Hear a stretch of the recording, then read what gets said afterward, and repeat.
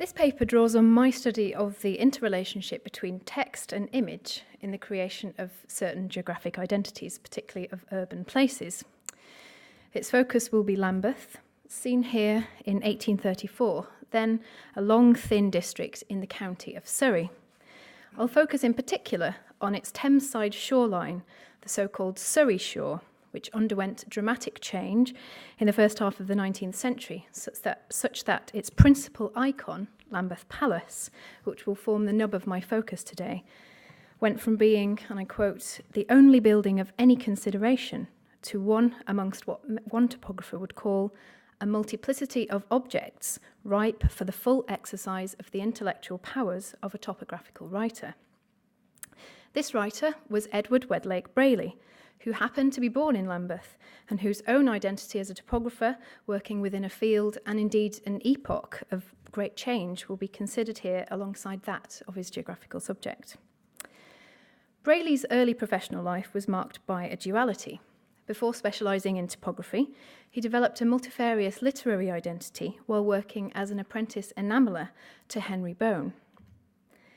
Brayley helped Bone increase the size and the status of his enamels by helping to build this furnace and seeing through all the stages of this, Bone's masterpiece.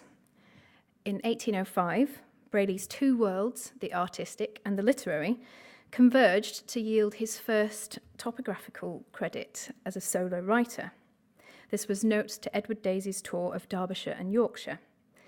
This was in a volume published to raise funds for Daisy's widow. Prior to this, Brayley's name had always appeared in print alongside that of John Britain. And having met as young men in a Clerkenwell bookshop and dabbled together in the world of popular theatre, they launched their topographical careers jointly via the jointly authored first volume of The Beauties of England and Wales in 1801. Brayley's literary range, which had included fiction up to this point, narrowed from 1828 when his friend Britain secured him the salaried role of librarian and secretary to the Russell Institution, whose mission to promote self-improvement, dedication to research, and lifelong attainment the upwardly mobile Brayley himself embodied. Hard work was his means, as was noted in his obituary, when Britain, who wrote it, recalled Brayley's stamina in the face of a deadline, when he would write for 14 or 16 hours without sleep or respite and with a wet handkerchief tied round a throbbing head. Now, I can't account for how much stress they caused their author, but the two texts by Brayley that I'll focus on today are his 1806 account of Lambeth Palace and the Lambeth sections of his History of Surrey from 1841. It was perhaps only natural that Brayley's initial focus on Lambeth would hone in on Lambeth Palace.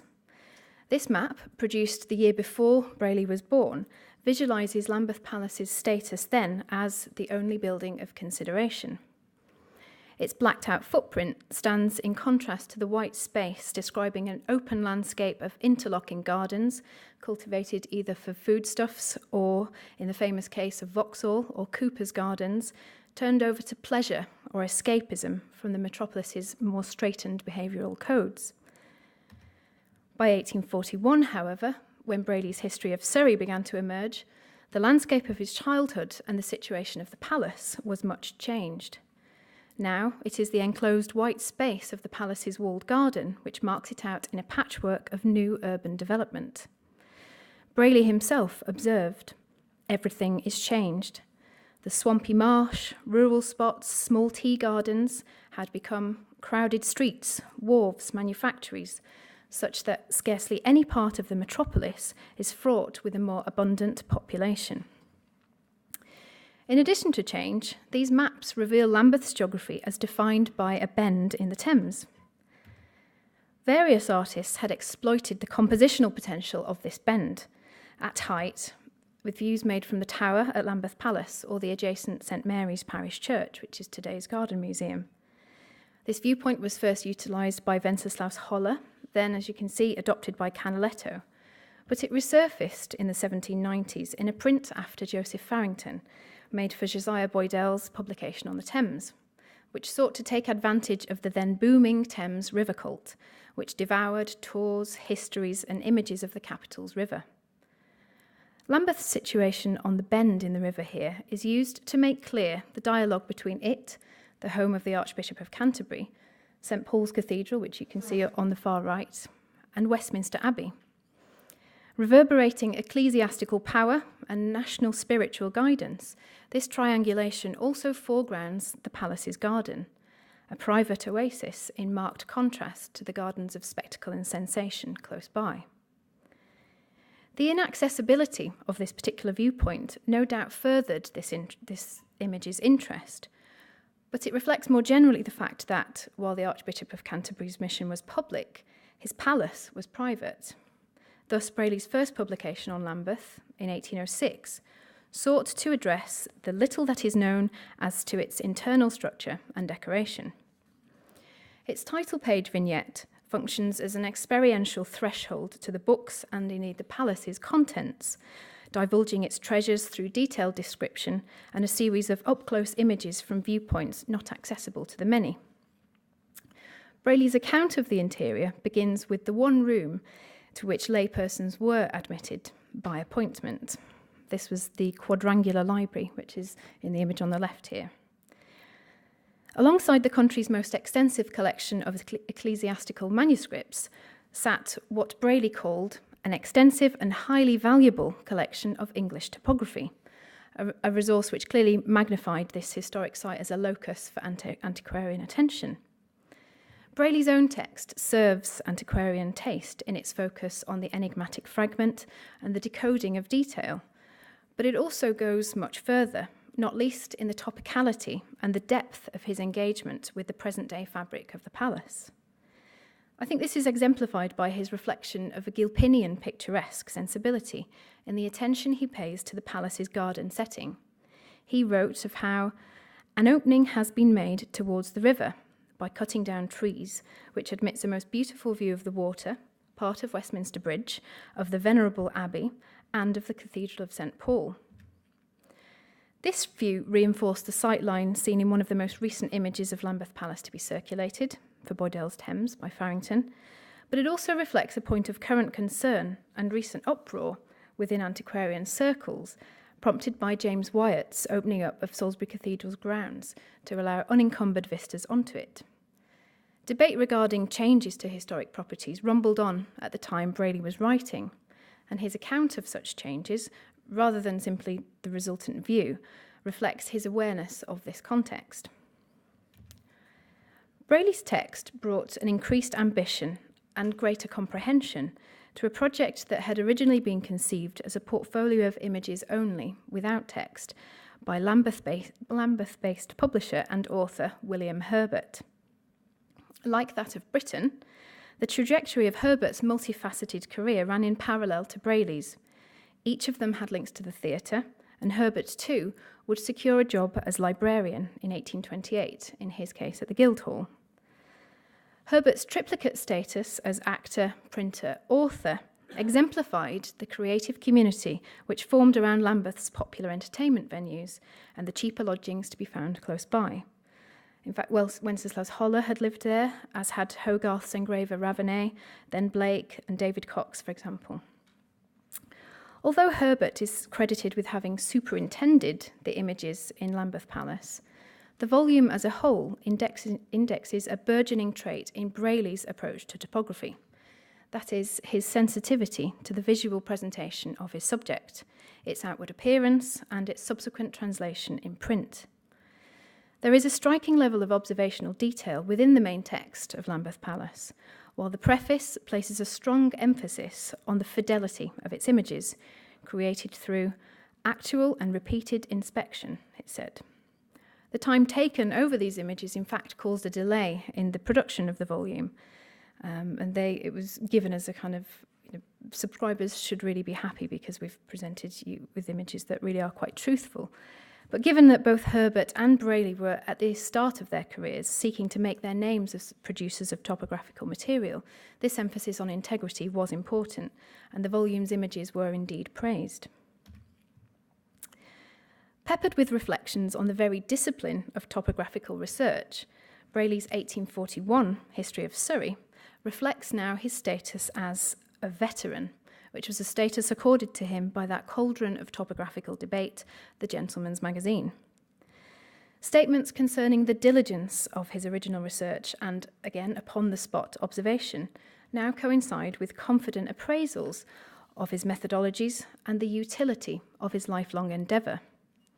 He opens this text, his History of Surrey, with the declaration that topographical researches are interesting and important, both from their connection with national history, from contributing to the advance of archaeology, geology, agriculture, botany, and other useful sciences, and also from extending our knowledge of the various seats of trade and industry, and thus facilitating the progress of manufactures and the spread of commerce. Vocalising Brayley's view of topography as an expansive, all-pervading tool and a stimulus to the economy, the volume also presents a widened topographical angle on Lambeth Palace, setting it now within its much wider county context. Brayley embraced that variety that such a broad focus could encompass, celebrating that which he termed the multiplicity of objects for the full exercise of the intellectual powers of a topographical writer. A correspondingly kaleidoscopic array of illustrations punctuates his History of Surrey, but that sense of the multiplicity of objects is well encapsulated in this image, which is the depiction of Lambeth Palace from Volume 3. This widened focus of this image is perhaps best revealed, though, by comparison to an earlier image from 1834 for the pan-European publication Tomlinson's Thames. Both of these images, at first glance, offer an accessible, close, and detailed view of the palace's architecture and its situation, as if viewed perhaps from a pleasure craft upon the Thames. In the image for Brayley's History of Surrey, we are guided by the vertical rhythm of landing posts, flagpoles, and trees until our eye settles on the infrastructure of Lambeth's developing shoreline, a new feature in the palace's topographical dialogue. This, by comparison, is revealed to be missing, obscured by trees perhaps, in Winckel's view on the right for Tomlinson's Thames. The foreground bias of this image on the right is perhaps explained by the text for the volume in which it appeared, which declared that the miserable and unpicturesque appearance which the Surrey shore presents is fully compensated by the prospect more in advance, i.e. closer to us, comprising the venerable form of Lambeth Palace on the right, with the grey and weather-beaten tower of the church. Tomlinson's reference to the unpicturesque appearance of the industrialised Lambeth shore may have had its roots in criticism aired against Thomas Allen's History and Antiquities of the Parish of Lambeth, which had been published in 1827.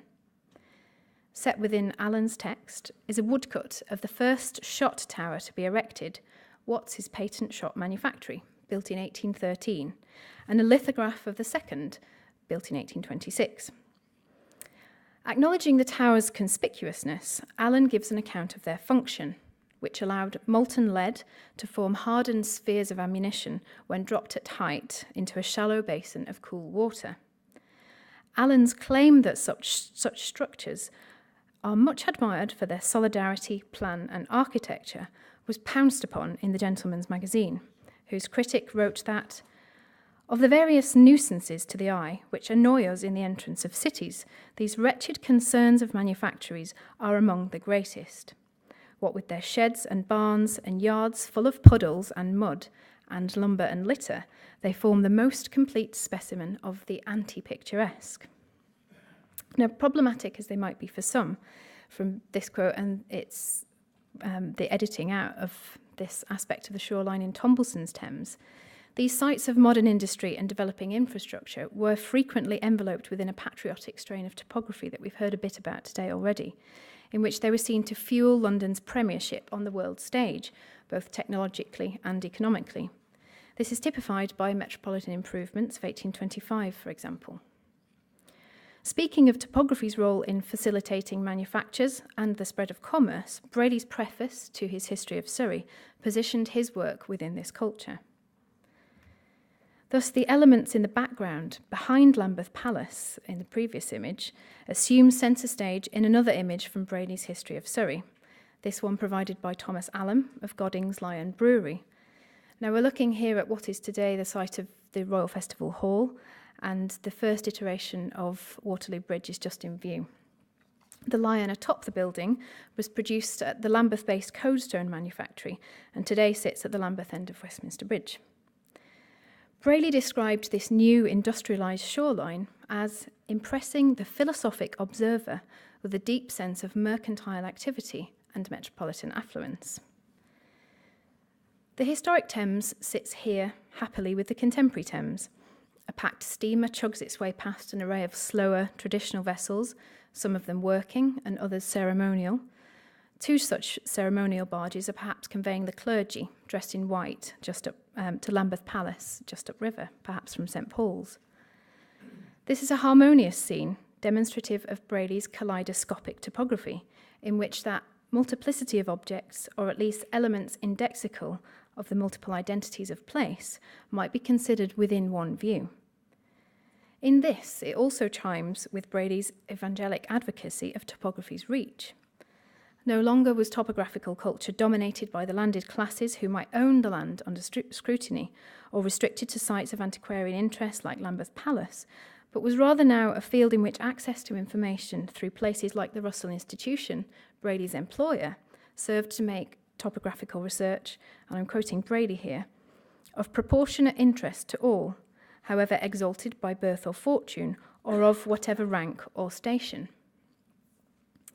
During the time bracketed by the maps, images and texts I've discussed, there was an inherent fluidity about Lambeth's identity. It was sometimes metropolitan, and at others sub-metropolitan, or to use a contemporary phrase that was applied most often in relation to the Bordia theatrical productions there, transpontine. This defined Lambeth as other, an alternative, with Pontine having a special relevance to its marshy riverbanks by parity with the Pontine marshland south of Rome. When Brayley celebrated this as a view of mercantile activity and metropolitan affluence, it is safe to assume that he was not enveloping Lambeth into the scope of metropolitan affluence, but rather celebrating Lambeth's fueling of this via its mercantile activity. So while bridges, buildings and governance, such as Lambeth's inclusion in 1829 in the Metropolitan Police Ward, might narrow the physical and conceptual distance between it and the metropolis, this gap was then prone to expansion through long-held prejudice and Lambeth's economic distinction as a landscape in service of the metropolis, be that through gardens, theatres or factories. In a response to the closure of the unstable Westminster Bridge in 1846, Punch magazine referenced Lambeth's transpontine people as aliens in geography, behind us in the polite arts. According to Punch, every day that the bridge remains closed will send Lambeth's people backward towards the barbarism it has taken them centuries to get out of. Now, the veil of humour here was thin. Rapid urbanisation and industrialisation in Lambeth had delivered there a population whose place and rights in society were, in the 1840s, still very much the subject of polarising debate. Even after the passing of the 1832 Reform Act, which apportioned Lambeth 2 MPs in the redrawing of electoral boundaries, grievances remained regarding access to the voting system and abuse of privilege by the intimately linked church and state. Represented here by Lambeth Palace and the new Houses of Parliament.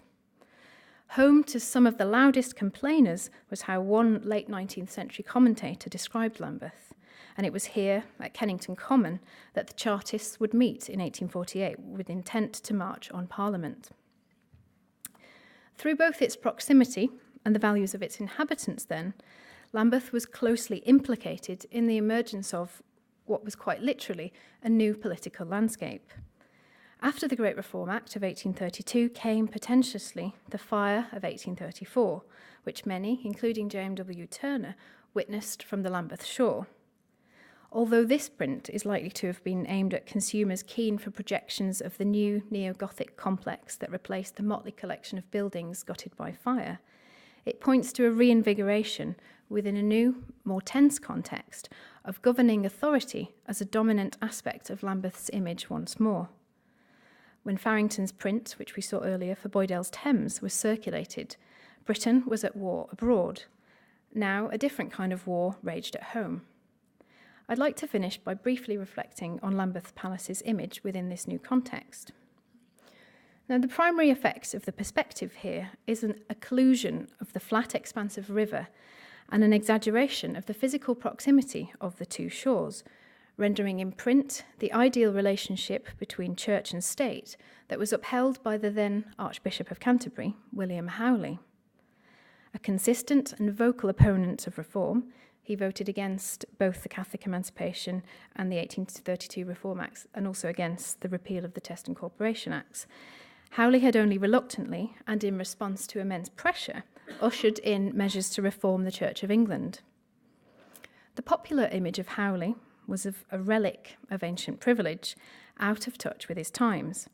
But this was fueled by knowledge of his habitual dining in state, very extravagantly, at Lambeth Palace.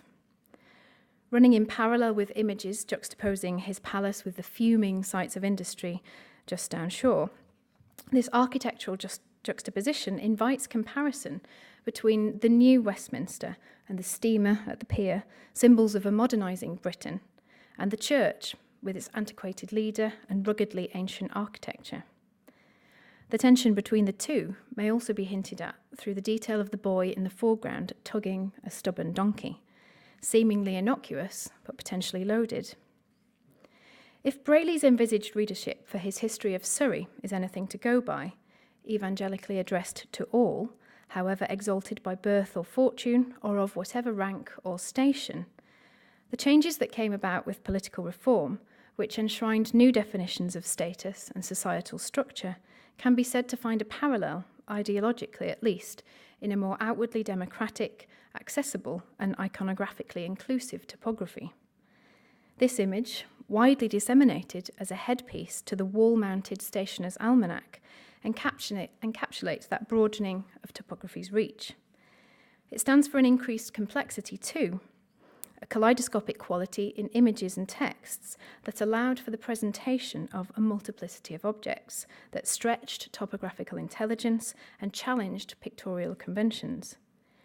In demonstrating the re-emergence of this as a geography of centralised power, it suggests the many different agendas a landscape of continual flux, like Lambeth, sitting by but not in the capital, could address through deft manipulation of its topographical image. Thank you.